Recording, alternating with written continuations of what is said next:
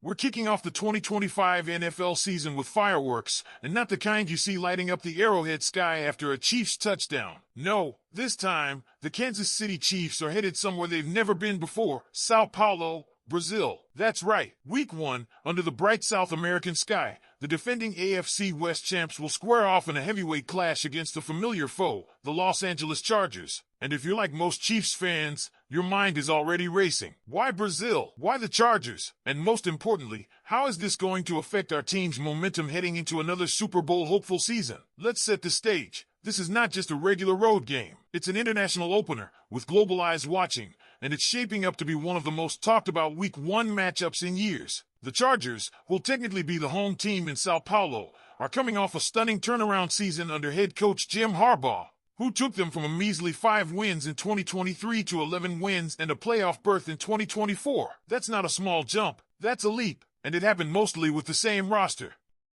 Now here's where it gets spicy. The Chargers had every opportunity to keep their game against Kansas City on American soil. They had 2 home game protections. They used neither to shield their matchup against Mahomes and the Chiefs. Translation? They were okay sending this potential AFC West showdown halfway across the globe. That tells you something. They're confident, maybe a little too confident. But let's rewind just a bit to the last time these two teams clashed, twice, actually, in the 2024 season. First in Week 4 at SoFi Stadium, where the stadium may have said Chargers home game on paper, but the sea of red in the stands told a different story. Chiefs Kingdom showed up in full force, as always. It started rough. Rashee Rice went down early with a knee injury after an unfortunate friendly fire moment with Mahomes. The Chargers jumped out to a 10-0 lead, but then, in true Chiefs fashion, the defense clamped down.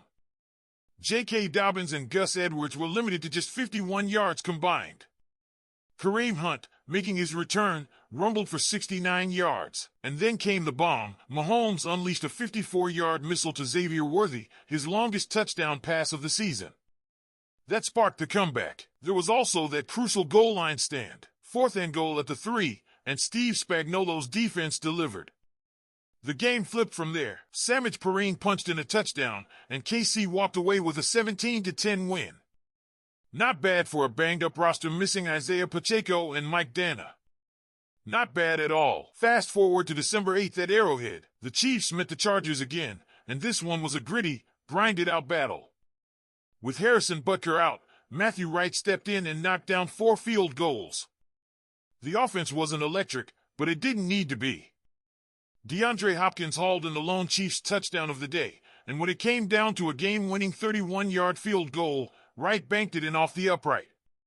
Chiefs win, 19-17. A sweep of the Chargers. Again. But don't let the sweep fool you.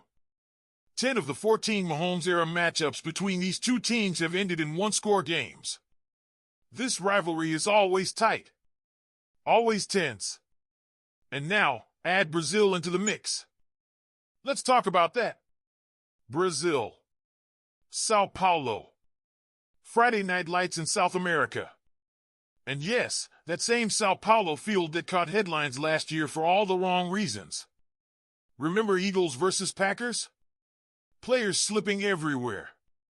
Cleats being swapped mid-game. Lane Johnson himself said the top of the field just peeled off. The NFL says they're working on it. That they're partnering with local stadium officials to get it right. And they better, because Mahomes and company don't need to be dodging injuries because of bad turf. But let's be honest. Even with the Chargers being the home team, this is going to feel like a Chiefs home game. Chiefs Kingdom is massive in Brazil. Add in the Swifties? It's going to be a sea of red. The Chargers might have just traded in SoFi for Samba Stadium, but they're still facing that same Mahomes-led tidal wave. So what does this mean for Kansas City? A chance to make a global statement. A chance to open the season not just with a win, but with a warning to the rest of the NFL. We're not done. We're not slowing down. We're going international, and we're bringing the noise with us. And hey, there's even more buzz. YouTube is reportedly gunning for exclusive streaming rights to this game. No paywall.